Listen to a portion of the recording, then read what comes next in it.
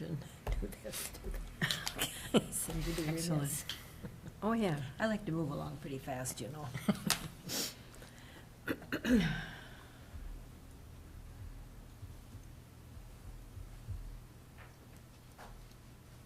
You have blue tops too, and I have white. How's that rate?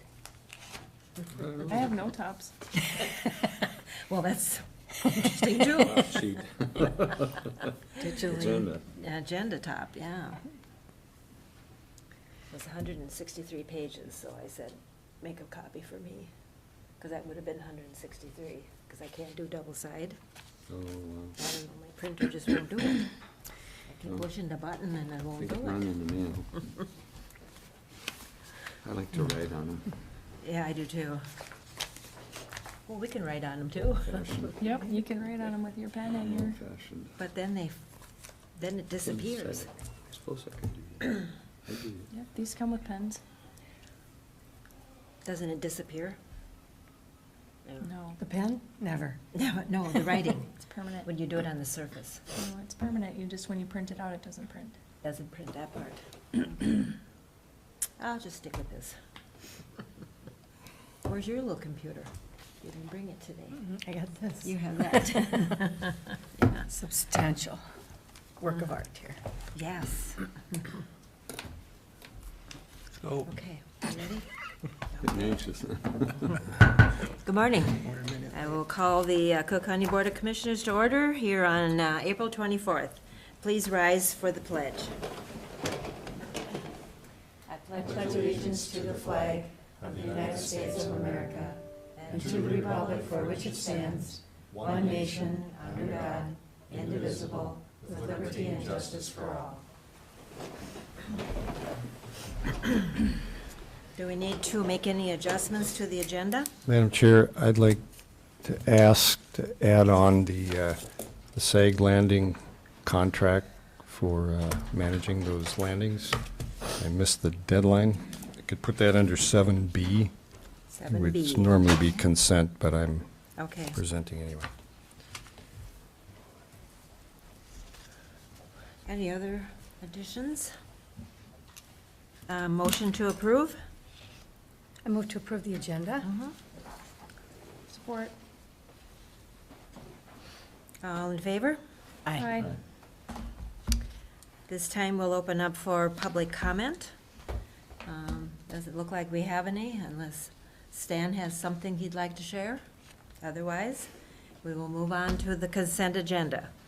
Anyone want to pull anything or look at anything? Okay. Motion to approve. Do I hear a second? Second. All in favor? Aye. Approved. Okay, so we have our engineer, Kristen Foster, to talk to us about a couple items.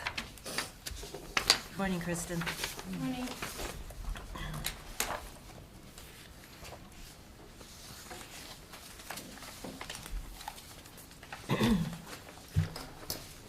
Good morning, everyone, Madam Chair, Commissioners, and colleagues.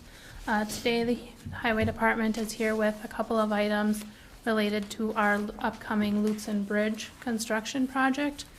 Before getting into the bids, however, I'd like to spend a few minutes explaining the process of engineers' estimates.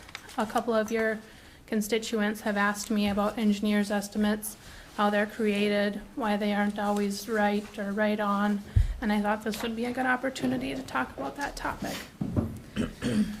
So in today's packet, I put a little bit more information on how we estimate our engineering projects at the Highway Department. First of all, when we first hear of a project, we might estimate it per mile based on what we think will happen with the pavement, or we might estimate how much it will cost to replace a box culvert, which might later turn into a bridge for environmental considerations. There are many things that can change throughout the design process, but where we always start is with a planning level estimate. That's a very broad estimate before we enter into public involvement for a project or some of the detailed design considerations that we work through. And when we finish up the design phase of any project, That is when we create what is widely known as the engineer's estimate.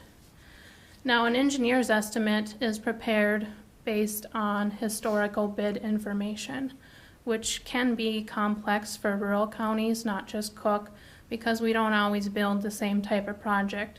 In looking at this Lutzen Bridge, for example, the last time that either Cook County or Lake County built this particular type of structure was about 10 years ago.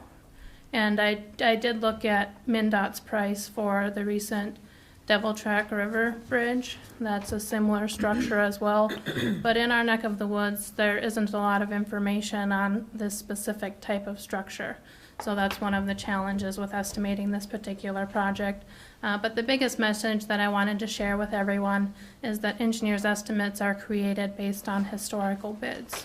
We don't know what the market conditions will be during a summer construction season at the time we prepare what is known as our engineer's estimate. So getting into this Lutzen project, for example, you will see that our apparent lowest responsible bidder bid $823,494.75 to remove the existing bridge and replace that bridge at Lutzen this summer in cooperation with Lutzen Mountains Corporation. Now, $67,620 of that is Lutzen's estimated share, and that covers the lighting and the architectural features that are site-specific given the location of that bridge. So Lutzen Mountain Corporations will be paying for what we would call the aesthetic features of this structure. That leaves us at Cook County with an estimated cost from our bond of $755,874.75, plus whatever construction changes may arise throughout the course of this summer. Now, we don't have a lot of information here at Cook County or even in Lake County about this particular type of structure and the cost of its construction. But what gives me more confidence in recommending this award is that we do have information available from other counties throughout the state. So the breakdown of this Lutzen Bridge would be about $259 per square foot. That's another way to look at it, not including the lights and the architectural features. Last year in 2017, Crow Wing County replaced a bridge in Cross Lake at $247 per square foot, and St. Louis County replaced a bridge in Tower at $254 per square foot. So we are in the ballpark of some other projects that local agencies have seen throughout the state. That said, we are 6% over the engineer's estimate, but I believe that we should proceed with awarding the project. So with that, I would ask for your permission to proceed with the construction through the award of the bids and the approval of the cost-sharing agreement with Lutzen Mountain Corporations, unless there are any questions for me. Okay, thank you. We will open it up to questions, comments. I guess my question would be, I missed the Lutzen cost on this. Could you repeat that, please? That's currently estimated at $67,620 unless they make any changes to the lighting unit type that they selected, for example, or other pieces of their cost share. And are you familiar with the contractor? Actually, this is the first time that S&R Reinforcing has bid in this area, but they do have experienced crews who used to be with a different contractor who has since retired. Okay, thank you. We'll start with questions or comments. Commissioner Severson? Thank you, Madam Chair. And in projects like this, we are required to take the lowest bidder. Is that right? Or qualified bidder, I guess? It's Commissioner Severson. Yes, this was bid under the low bid system. So what we do when Brady and I open bids, the Highway Department verifies all the information to ensure that the lowest apparent bidder is actually the lowest responsible bidder, that they cross their T's and dot their I's. In this case, all three bidders did their due diligence and their paperwork, and all three would be considered responsive. And the lowest responsible bidder is S&R Reinforcing. Commissioner Bershheim? No questions. Thanks for your work. No questions. Is this, this is going under our bonding, correct? Yeah, this item is on the bond project list, and the earmark for this project was $830,000. Okay, and with our meeting of the whole last week and our comment from one of the public on their possible petition, To answer the question specifically, we've collected enough in transportation sales tax since this time last year to be able to pay for this project out of cash proceeds. okay, And we won't be opening any other bids until after that deadline. okay, So we have the capacity within the current cash of the transportation sales tax to fund this project. sounds good. To the best of your knowledge, do you know about when when it will start? Yes, thank you, Commissioner Storley. We are expecting that it will start on May 21st, if all goes well over the next few weeks, and hopefully completed by mid-August if we get cooperative weather this summer. I wish I could predict that part of it. Very important. And I assume they're going to close one lane, so there'll still be access to get from one side to the other? This bridge, right at the end of Highway 5 at Lutsen Mountains, will be closed during construction. We are making temporary accommodations for deliveries and weddings, other events and things that need to get to the Papa Charlie's area, but the bridge will be closed during construction. Madam Chair, if I may, we've worked with Tom Ryder in planning this process and this project, and they're well aware of what accessibility there will be. And from a public standpoint, there won't be any public access past the bridge. Any of the alternate access will be service vehicle and pedestrian traffic. The pedestrian bridge will be unaffected during this process. Okay. Thank you, Jeff. Any other comments, questions? Motion to approve. I'll second that. Any other comments, questions? All in favor? Aye. Aye. Opposed? Motion passed. Thank you, Kristen. Thank you. Madam Chair, do we want to have a separate motion for the cost share agreement? Oh, yes, we could do that. And Kristen, do we have any other questions about that, or?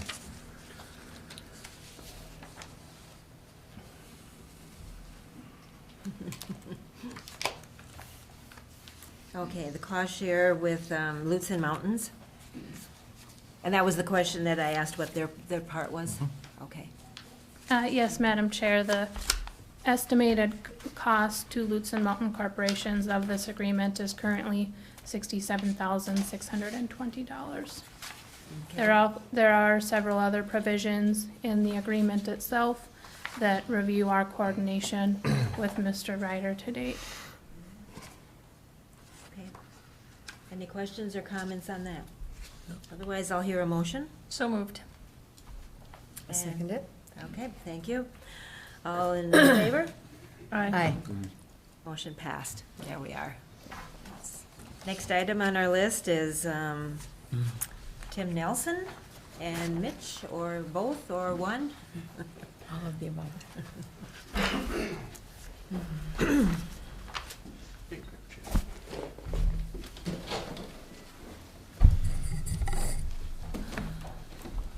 Good morning. Good morning, Madam Chair, Commissioners. Thank you very much.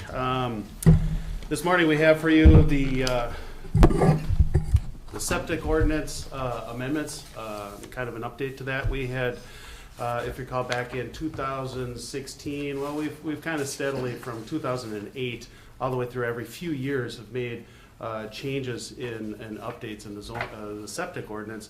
And 2014 was a year where we made some pretty substantial changes to make accommodations for property owners and the contractors. And basically at that point, even we needed to get special dispensation from the Pollution Control Agency to have the provisions that we've had to vary from the state standards.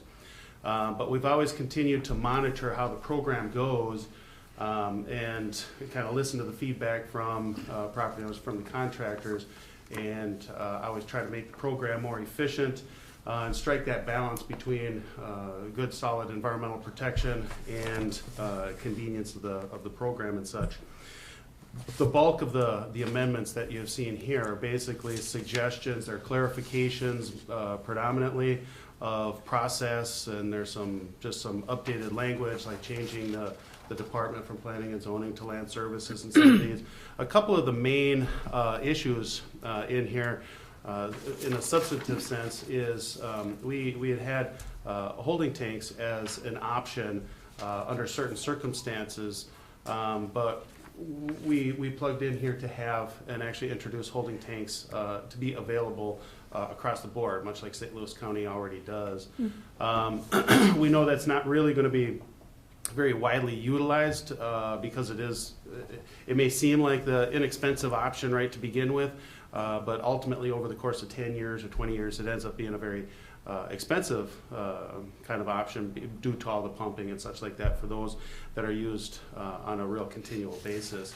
So that is one of the main issues. The other one is we do have some language, and we did have to clarify this throughout the public hearing process and such, is limiting the number of outstanding permits to contractors to 5.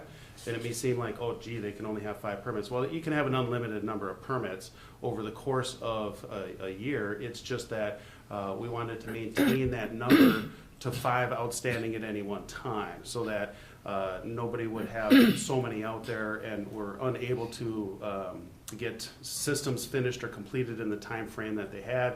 We ended up with a lot of outstanding permits going over the course of a few years, which would then inconvenience the property owner trying to reach their deadlines and such like that. So we kind of narrowed it down. All of these changes that you see before you were basically discussed through the Septic Advisory Committee. We had inclusion from the contractors and their group and sent out these changes to them weeks before we went out to public hearing. We put the public notice back, I believe that was in March or so, and we held the public hearing. We had a few contractors attend, but it was pretty much all just questions of clarification. There was no comments. There were no comments in terms of support or opposition to any of the provisions. It was kind of the same deal with the Planning Commission members, just asking some questions of clarifications. But in the end, the Planning Commission went ahead and voted unanimously to recommend approval of all these amended provisions to the septic ordinance. Okay, so we will open up for questions or comments. I guess my question would be, holding tank would be a pretty limited request depending upon the property. Are you still encouraging mounds? Is that the only other way to go? Well, there's a number of ways to go, and Mitch can kind of chime in on this, but it really, the more viable method for septic on any property is on-site treatment.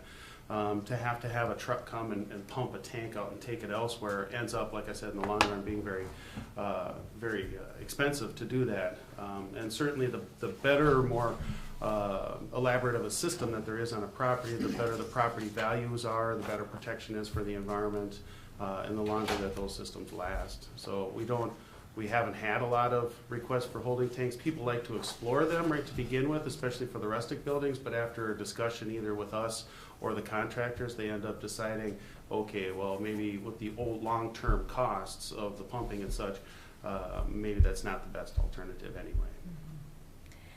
Has the requirements for compliance, has that been addressed in terms of maybe the property owner's idea versus Mitch's idea? Has that been utilized to the point that there's not controversy? What do you think about that? Well, yes, I mean, we have a mandatory inspection process that we follow, and we either find compliant or non-compliant based on request, or are you referring to new installation? Yes, there's certain aspects of the inspection that have to pass inspection. We look at the soil depth, 3-foot vertical separation beneath the distribution media. That has to be verified by the department. Setbacks, of course, have to meet compliance. All the materials have to be up to spec, wash sand, rock, and so forth. So, yes, it's pretty clear. Okay, and it says that the compliance or the notice of noncompliance has 15 days now and not 15 business days. So that's 15 days including the weekends? Is that what that means? Correct. Okay. And that's a mandatory inspection report. Oh. The MPC mandated inspection report that we are required to follow. Okay. We'll open for discussion with Commissioner Deschamps. No questions. No questions. No questions. Mr. Severson. Thank you, Madam Chair. I don't really have any questions either, but I just wanted to commend you all for the sticking with the long process, and I think the outcome is probably due to all the work that went into making it work better. So I just want to say thanks. A lot of work to this point, and it feels way better than it was 4 years ago. So I would make the motion to accept the unanimous recommendation from the Planning Commission to adopt the amendments to the Cook County Septic Ordinance number 58 as proposed. Support. All in favor? Aye. Aye. Any opposed? Oh, thank you for your work, too. Thank you. Mitch, thank you for your continued willingness to work with all the contractors to make changes. As we're constantly reviewing this. Thank you. And contractors who are watching, thank you.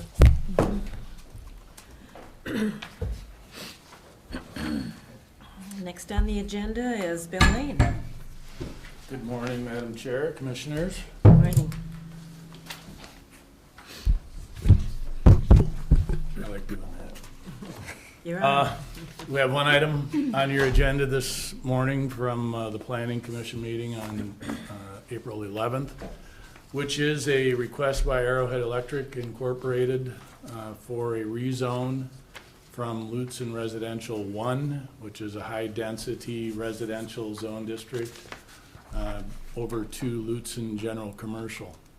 And just as a brief history on that parcel, Arrowhead Electric purchased about 26 acres from the McQuatters family in 2015, I believe. Subsequently, they conducted an administrative subdivision which divided that larger parent parcel into 3 derivative parcels, 2 of which will be forwarded, and one has actually already been forwarded to One Roof, which is going to be the site of the pending housing.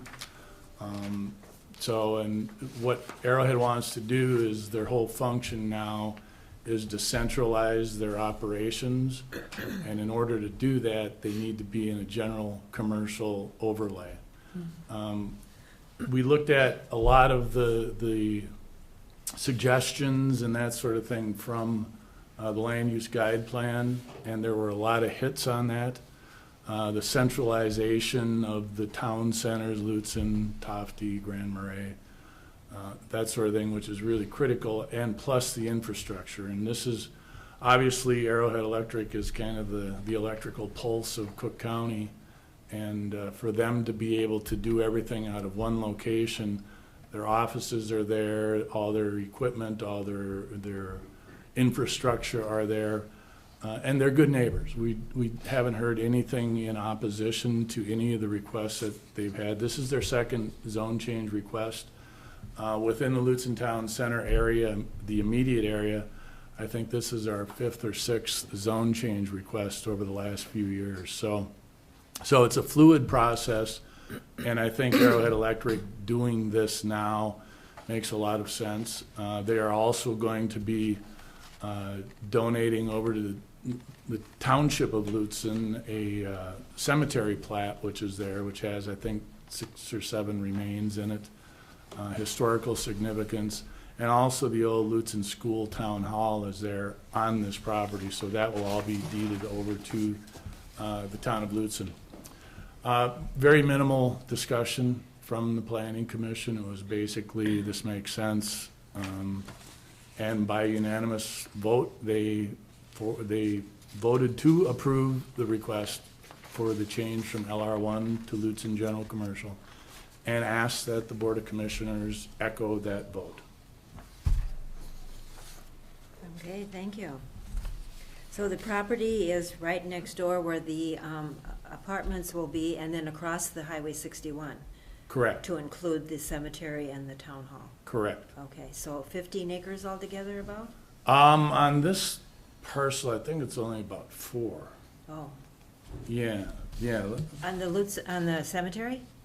Oh, the cemetery is less than an acre. Yeah. That's okay. that's a little Okay. square plat Yeah. that's Okay. there, and there's platting requirements for cemeteries in the state. I don't know what that's at. That might be, it sounds kind of an oxymoron, but a grandfathered cemetery, which, Yeah. Right. 4.76 acres. for the overall plot, yeah, Mhm. for the overall Okay. parcel. Does the Lutzen Township know this? Yep, Okay. So this was presented to them at a meeting? no, Oh, okay. no, they've been notified, and in fact, I am going to the May 15th Lutzen Township You're going tonight? meeting. Yeah, Yeah, to good to discuss see. some of the zoning issues that Okay, we're good. experiencing. This had been postponed from last week, so it is tonight. Okay. Well, I'm on the 15th, Oh, okay, Of you're May. you're in May, yeah, okay. yeah. So I won't say anything till you come. Okay, thank you. Okay. All right, let's open up for discussion. Commissioner Severson? Thank you, Madam Chair. This sounds like a good solution, and of course, we want to support such a endeavor as Arrowhead Electric. What was my question? So, and you mentioned in your narrative about many of these acres are going to One Roof for their, the workforce housing project. So this just affects this 4.76 acres, this zone change. So it really doesn't affect anything to do with that project in the Correct. future. Correct. Great, thank you. Commissioner Bershine? No questions. No questions. No question. Okay, Motion to approve. and your support? Support. Any further discussion? Otherwise, all in favor? Aye. Aye. None opposed? Thank you. Go. Thank you, too.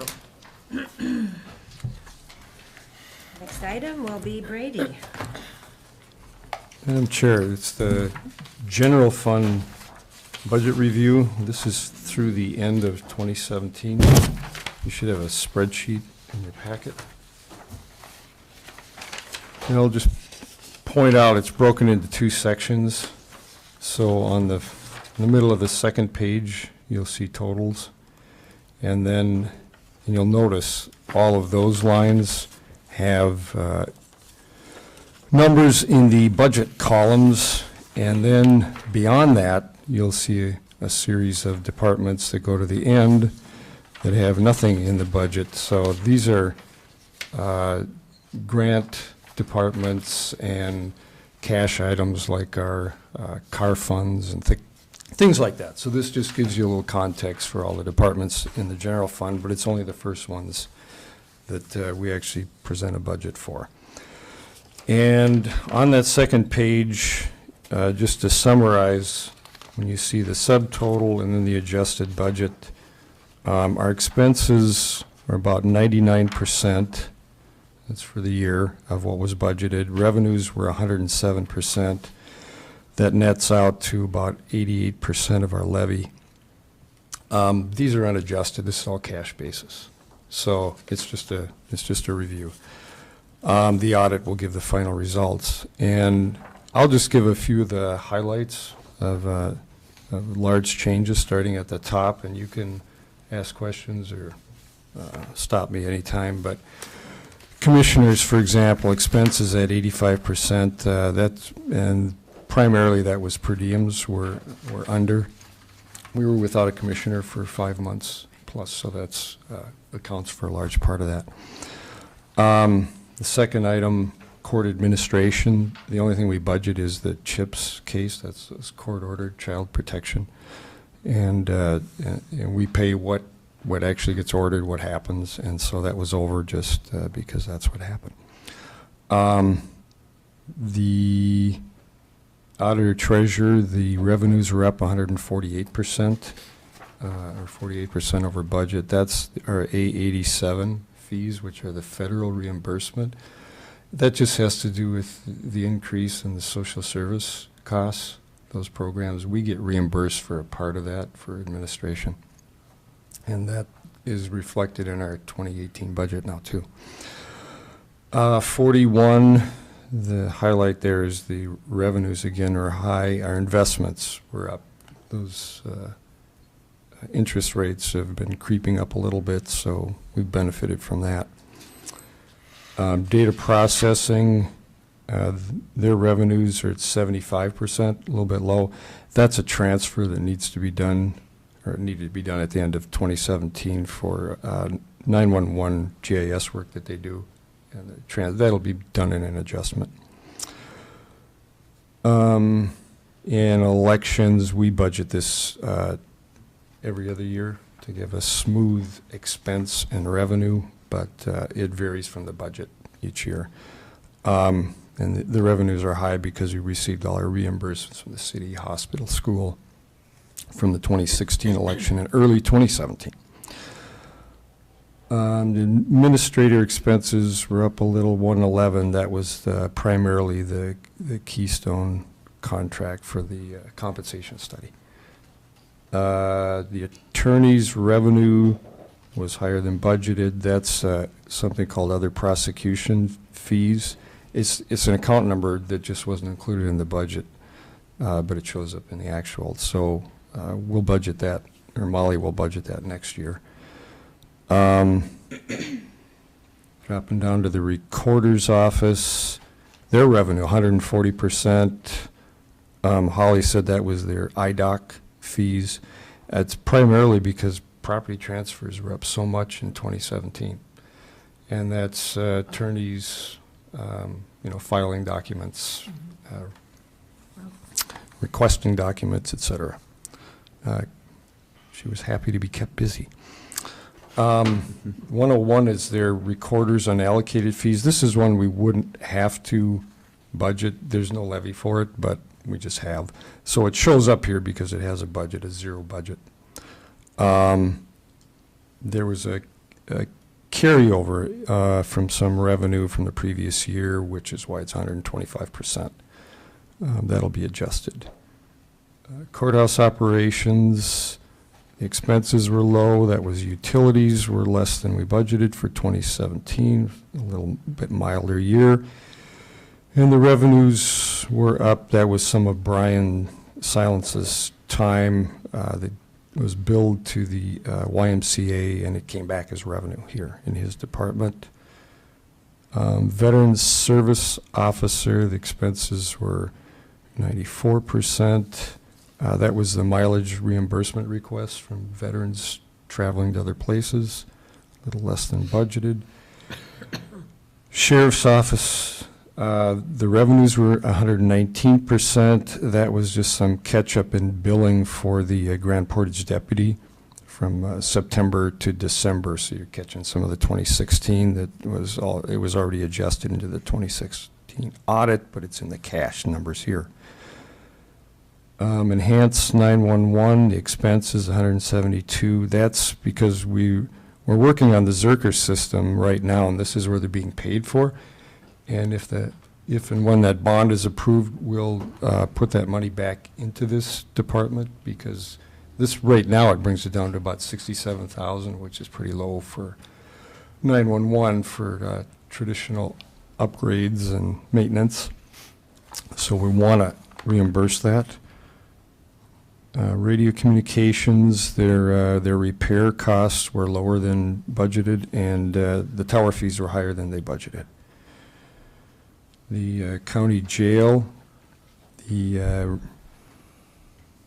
79% that was of expenses. That was the boarding costs were a little bit lower last year than they have been for a few years. so less than budget. Emergency management, kind of the same. Their fees were 143%. There was a line item for some unbudgeted fees. We didn't have that account number in our budget, so we'll have that in there for 2019. Environmental health, their payroll was a little bit lower than budget. I think Tim adjusted some of the people into the various budget items from when it was first submitted. And land commissioner costs were 114%. That's Lisa was expensing the items from the landings, Clearwater and SAG for the septic pumpings, et cetera. We're coming out of her budget, and we didn't have office expenses for travel, et cetera, budgeted there prior. Solid waste land, the fees were up. It was just usage. Score Recycling, their operating expenses were up a little bit, as was their revenue. So I think it was a direct one-to-one. Tim could give you more explanation on that. Planning and zoning, the fees at her revenue at 168%. That's that buffer grant, which we didn't know about initially that we would take. Then emergency services, there was a state grant that wasn't budgeted for. Fire training.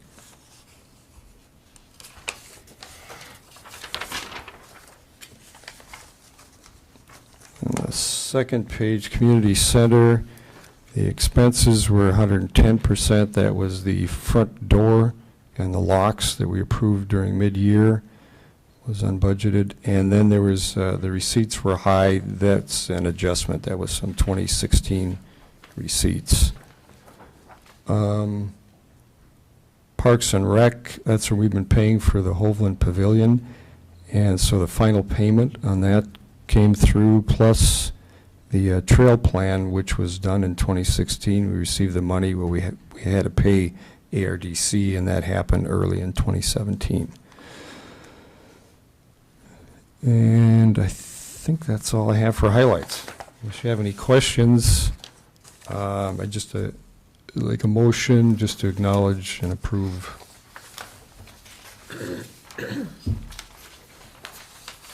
Okay, questions or comments? Commissioner Severson? Thank you, Madam Chair. Thank you, Brady, for all those extremely detailed explanations, which were always very helpful. And I don't have any questions other than say thank you. Commissioner Bershon? I think my understanding is that whatever we accumulated as far as more revenue than expenses, then will go into the reserve. Yeah, this is all cash, so you can't take it to the bank, so to speak, but there's enough evidence there that we'll end up positive, I'm sure, for 2017, which is good. What are you ballparking that at? I'm not. Okay. It's too many adjustments to ballpark it, Okay. but My favorite Yeah. type of accountant. No questions. No question. Motion to approve. Support. All in favor? Aye. and then this was the add-on. This is an annual contract for the Sag Lake parking areas.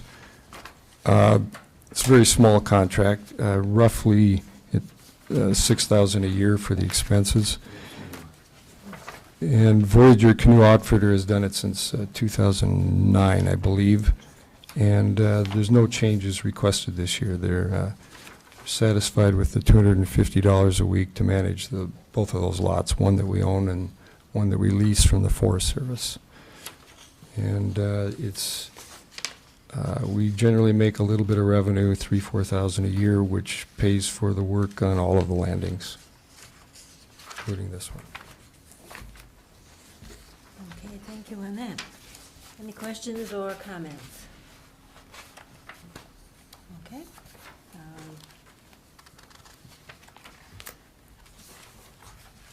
Move to accept this contract. Support. Questions, comments? No. All in favor? Aye.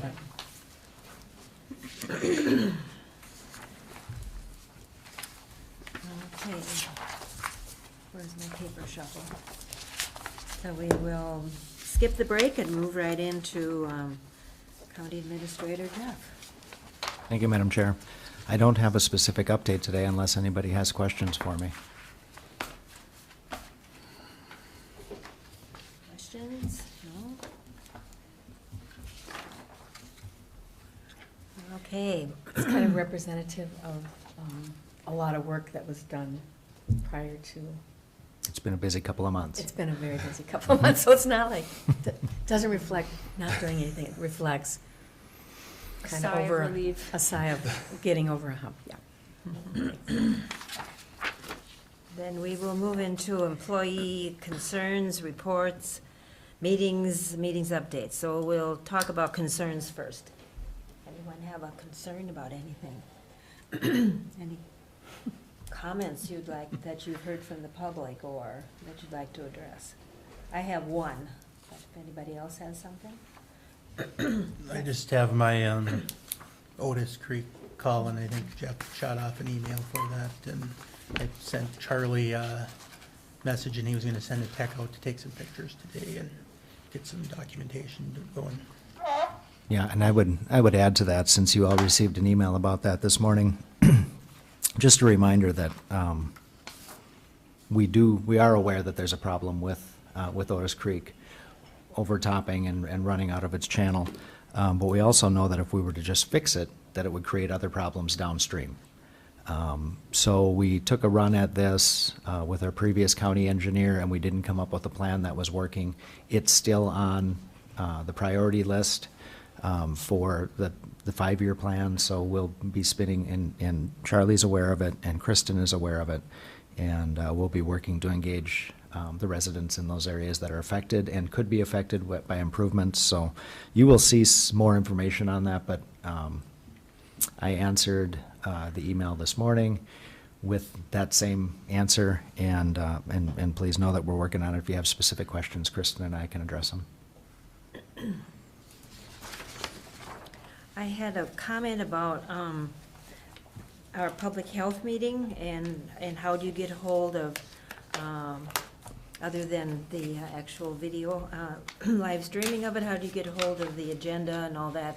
Well, I did ask Jeff about that, and he said we're having a little bit of difficulty getting it online. So once that difficulty is over, folks should be able to see the agenda and read the minutes. I do have an update on that as well, Madam Chair. It seems that the person who was tasked with posting those things to the website is somebody who's no longer with us. And so the difficulty is that nobody knew that it wasn't getting done. Got it. So I have had a conversation with Allison, and I've had a conversation with Kirk, and we'll make sure that we catch up on that. How about reports? Yes. I don't know who else is going tonight, but I'll be at the Regional Housing Forum in Duluth. Thank you. That's the Governor's Task Force on Housing. Great. Mhm. And Anyone? what time is that Yes. meeting? 5:30 to 8:30. Um, Okay, I'm gonna be in Duluth tonight, but I don't think I'm gonna get there by 5:30. oh, You But can thanks come for late, going. it's at the deck. mhm. Okay, Just I shuffle might- in. all right, thanks. Good, glad you're doing that part. The month of April is been designated, besides other designations, as National Public Safety Telecommunication Month, or specifically a week. And I did want to acknowledge the folks who are behind the scenes on our other end of our line when we call emergency 911. We have a dedicated group of folks there, dispatchers, who are there 24/7, and I'd like to just read their names and acknowledge who they are and the fact that they are there because it is part of their acknowledgement of being part of the community and helping out in our community. And the lead is Ben. Then we have Lindsay, Darcy, Heather, John, Dawn, Britta, and Ben B. So I'd like to acknowledge those folks and thank them for what they do. Not only are they acknowledged in April, but they should be acknowledged year-round as to the fine work that they do to help us in our community, no matter what the emergency is. 911 should always be an emergency, but sometimes you never know when you need help or where to go. So thank you, folks, for what you do. Yes. Yes, as far as a report, this is related to Cook County Historical Society. There's some meeting materials in there, but I wanted to announce that I'm meeting with the executive committee of the Cook County Historical Society tomorrow, and they would like to discuss further with the county what their role is. And because we own the buildings, they have some archival issues that I think everyone's aware of with the flooding and so forth. So not to necessarily advocate for anything, but I think this is something that maybe I would like to report back on and see if we should pursue, you know, a more formal relationship or what it is. Various counties do various things, so I've asked them to do some research on that. But just wanted to announce that that's something that I'll be involved with. Very good. Yes. Thank you, Commissioner Bershine. You reminded me that Administrator Cadwell and Administrator Mike Roth have been invited to attend the library board meeting next month to talk about some of those same, just to sort of educate the board about what it is to be involved in an organization that is joint powers, and what the board members' roles are, et cetera. Now that I think that kind of information is just good to be updated regularly, because boards change all the time, staff changes all the time, so it's really a good check-in that we'll be doing next month at the library. I know Brian's asked every board since I started to fix the Historical Society building issues, and he's been told no, so it's not that Yeah, it's, we forget. yeah, I don't know where this is gonna go, but, you know, it's possible that maybe we should have a discussion at a committee of the whole or just at a meeting, have them come and present. Because I am the rep there, but I think that it's timely to deal with some issues there, because yes, things have been accumulating. And I don't want to lay blame or anything, it's just that we just got to sort of assume responsibilities for some things. We just can't keep letting them go. We have across the board, I mean, our Colville, all our town halls, all of our buildings, we just continually say no. The great thing is now with administrative government, we are trying to plan ahead and make changes and make sure that we maintain all of our facilities. But yeah, it's been a universal neglect across the board, Myron. We're not picking on anyone. No, well. Thank you for the historical update. You're welcome. Well, thank you both then for doing the library and the historical inquiries that we need to know about. Next week will be Thursday and Friday, the Heart of the Continent Roundtable Gathering in Grand Portage. I'm not able to go, but will somebody else be interested in going? Heart of the Continent, I'm the primary commissioner and Jan is my alternate. So Okay. I am unable to attend because I have like 5 meetings in those 2 days. I was gonna try to do it. And Jan is looking to see if she can attend Friday. Yep, If you can. pretty sure I can attend Okay. on the 4th. Not sure about the 3rd yet, but I'm gonna try Okay. to. This Try to is do that. May. And since it's up your way, Bobby, I don't know if you have time, if, I might show up. yeah. Well, if it Well- works out for you, Jan, to at least do one, Mhm. that would be great. Great, Yeah, thank you. and if let me just look here, but Okay. that's the 3rd and 4th. Mm-hmm. Yeah, Thursday and Friday. So if things don't work out, I am available, Okay, so let me know. okay, great. But, or if All right. Bobby DeShaw wants to attend, but I could. I think it's important for someone to be there. Yep. Right. Mm-hmm. Yes, it is. Great. Last week I had several meetings out of town, of which one of them was the housing in Virginia that I attended for you. The next one is the end of September. And there was a little article in our Weekend Shopper about single-family housing loans and grants, and that's what this is all about. USDA, Rural Development Agency, which is headquartered in Virginia. But at the spring meeting, we discuss the different requests that come in and decide on that. And then in the fall, then we look at new requests for the following spring to approve those requests. And so they're taking requests now, and they cover Carlton, Cook, Lake, and St. Louis counties. So the Rural Development Office in Virginia is taking applications now for housing grants and loans and all that. So, anything else to update? We all need to say a big, huge thank you to Patrick over there. Oh my gosh, yes. And au Yes. revoir. Good luck. Au revoir, see you downtown. Thanks for all you've done. Yes, thank you, Patrick. Yes, for sure, Patrick. There is scones here if you'd like to stay and have something extra to take you to your next meeting. Carry with us into the To carry city. with you, yes.